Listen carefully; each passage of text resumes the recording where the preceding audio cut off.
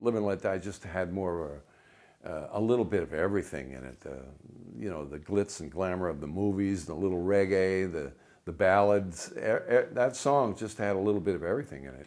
And it was done in a heartbeat. It was like in and out of the studio in 3 hours. We knew, the band knew our parts. George wrote the orchestra parts. We recorded it live with the orchestra in Air London and George Martin's studio, and did a couple of takes to make sure that all the notes were right. And then we did a couple of takes, and that was it. We were in and out of there. They slammed vocals on there and mixed it up, and it was like done in a matter of 3 or 4 hours. And the engineer was a kid named Bill Price. I'll never forget this guy. In those days, I smoked a lot of cigarettes, but this cat, man, he just chain smoked the whole session. He was something else, and he was very good at what he did.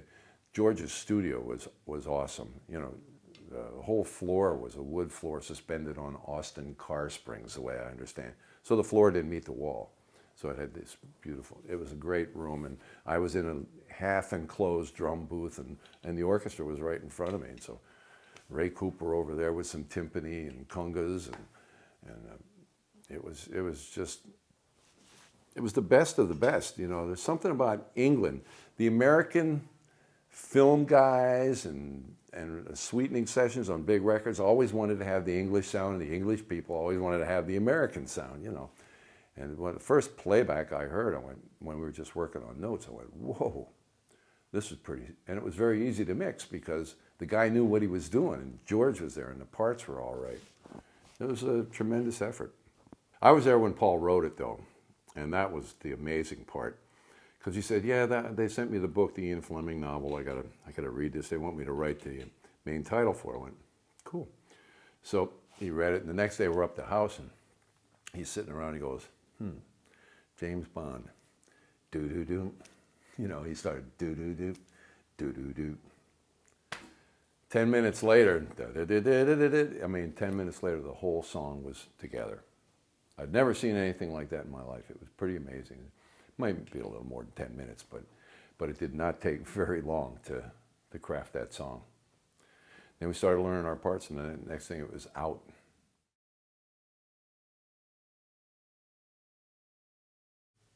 No, I really don't. But it's hard to be the producer, the player. You know, you have to wear too many hats. Now, when he worked with George always just did well, in the beginning, George did a lot more, but like on the Ram album, George did the orchestra.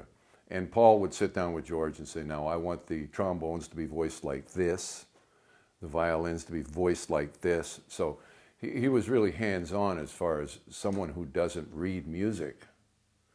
I mean, his ability to understand orchestration and stuff as well as he does, you know, like, he made it sound like those records sound, along with the help of George. But as far as producers go, I mean, we tried working with Glenn. He tried working with Jim Garcio, finishing off the Ram album, and that didn't really work too well. And he's just,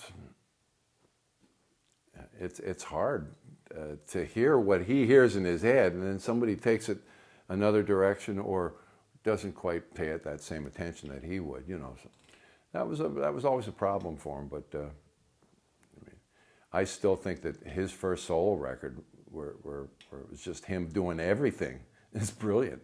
I still love that record. That's one of my favorite records of all time.